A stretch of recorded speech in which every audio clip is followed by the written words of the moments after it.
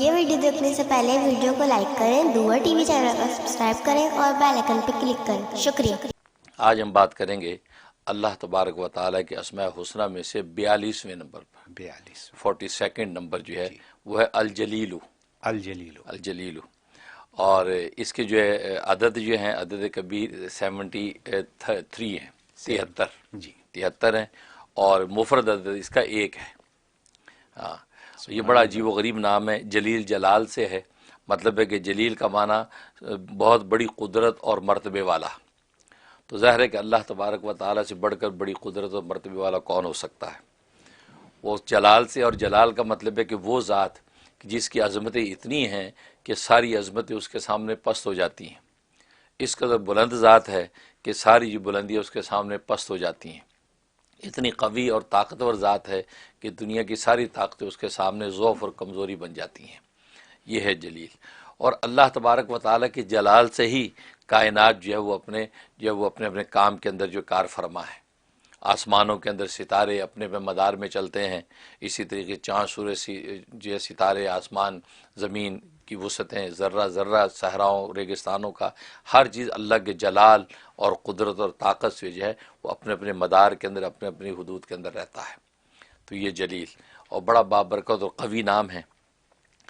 تو یہی وجہ ہے کہ اللہ تبارک و تعالیٰ کے جلال کے سامنے ملائکہ جو ہیں وہ ملائکہ بھی اس کے سامنے بالکل مدہوش ہو جاتے ہیں۔ جب اللہ کا جلال دیکھتے ہیں تو بڑے بڑے فرشتے اس کے سامنے مدہوش ہو جاتے ہیں، یہاں تک کہ بعض روایات میں آتا ہے کہ میکائیل اتنا بڑا فرشتہ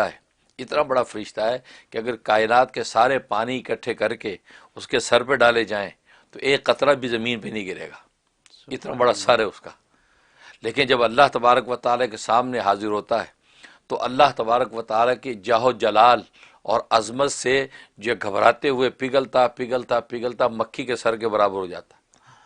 ایسا جلال ہے اللہ تبارک۔ ظاہر ہے کہ آپ کو پتہ ہے کہ دنیا کے اندر ایک جو ہے تھوڑے سے صاحب منصب کا جلال ہو تو رعایا پر کیا حالت ہوتی ہے، تو یہاں تو بادشاہوں کا بادشاہ، تو یہ اللہ کی جلال و قدرت کے سامنے فرشتے بھی جو ہے وہ مدہوش رہتے ہیں، وہ جو ٹھہر نہیں سکتے۔ اور یہ نام بڑا بابرکت ہے، اس کے اندر جو ہے جاہ و جلال اور حشم و شوکت کی بڑی طاقت ہے۔ چنانچہ اگر کوئی شخص چاہتا ہے کہ اس کے اندر جو ہے ایک خاص قسم کی عظمت اور جاہ و جلال پیدا ہو جائے، ایسی وجاہت پیدا ہو کہ جہاں جائے تو فوراً دیکھتے ہی لوگ اس کی بات کو سنیں، اس کی طرف متوجہ ہوں، تو اس نام کا ورد کرے،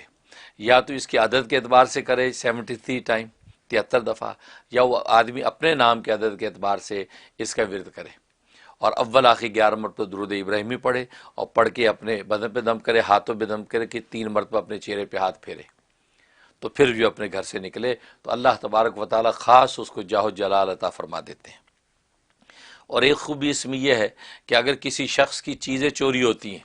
یا یہ کہ سفر میں ہے، اس کو خطرہ ہے کہ میری جیب نہ کٹ جائے، میرا بیگ چوری نہ ہو جائے، کوئی چھوٹی موٹی چیز، کسی بھی قسم کی چوری کا خطرہ ہے، تو جب بھی نکلے تو صرف 11 مرتبہ یا جلیلو یا جلیلو یا جلیلو پڑھ کے اپنے اوپر دم کرے، جو اپنے ساز و سامان اس کے اوپر پھونک لے، ایک سوئی اور بٹن بھی چوری نہیں ہوگا۔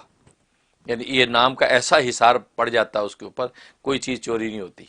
یہی وجہ ہے کہ اگر انسان رات کو گھر کا دروازہ بند کرے، یا اپنا کوئی سیف ہے اس کو بند کیا، لاک کیا، تو بند کرتے ہو 11 دفعہ پڑھ کے یا جلیلو یا جلیلو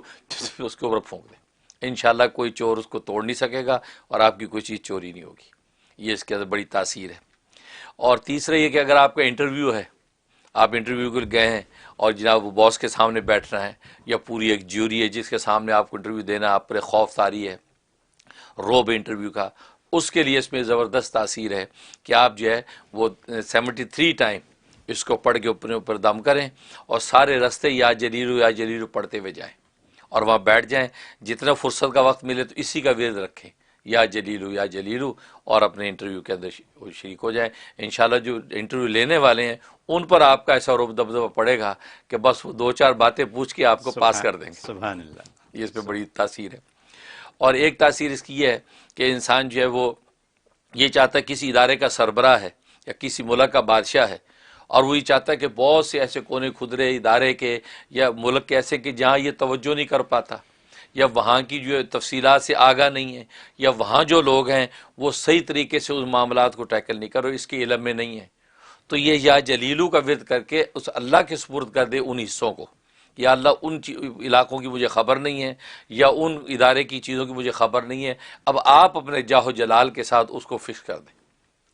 اس کے لیے 313 دفعہ یا جلیلو کا ورد کرنا ہے، اول آخر 11 تو درود ابراہیمی پڑھے، اور پڑھ کے اللہ سے دعا کر لے کہ یا اللہ وہ جو مواقع ہیں وہ میں آپ کے سپرد کرتا ہوں، آپ اپنے جاہ و جلال کے ساتھ جو ہے اس مسئلے کو حل کریں۔ باقی جگہوں پہ تو میں اپنی تدبیر کروں گا اور آپ کے جاہ و جلال ہی وہاں کار فرما ہوں گے، لیکن یہ وہ جگہیں ہیں جس کی تدبیر بھی میں نہیں کر پا رہا، مجھے خبر ہی نہیں ہے، تو آپ اپنی رحمت سے جو اس کو سنبھال لیجیے۔ تو یہ اگر کر دے گا تو بادشاہ وقت بھی ہے تو اس کے زیر سلطنت جتنے بھی علاقے ہیں جو اس کے علم میں نہ بھی ہوں تو وہاں عدل و انصاف کے ساتھ معاملہ چلنے لگیں گے،